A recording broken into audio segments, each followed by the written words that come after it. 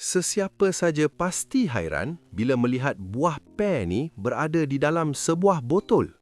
Secara logik, hampir mustahil untuk memasukkannya kerana saiz buah jauh lebih besar daripada mulut botol. Rupanya, rahsia di sebalik kejadian ni terletak pada teknik yang telah lama dikuasai oleh para petani.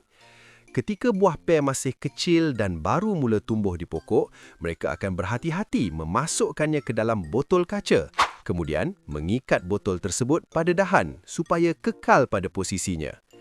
Seiring waktu, buah itu terus membesar sehingga akhirnya terperangkap di dalam botol tanpa pernah dikeluarkan. Selepas dituai, botol tersebut biasanya diisi dengan alkohol untuk menghasilkan produk unik bernilai tinggi yang sering dijadikan minuman khas, buah tangan atau hiasan eksklusif.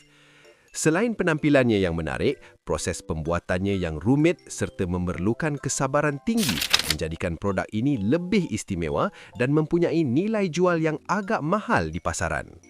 Follow dan like untuk lebih banyak info menarik.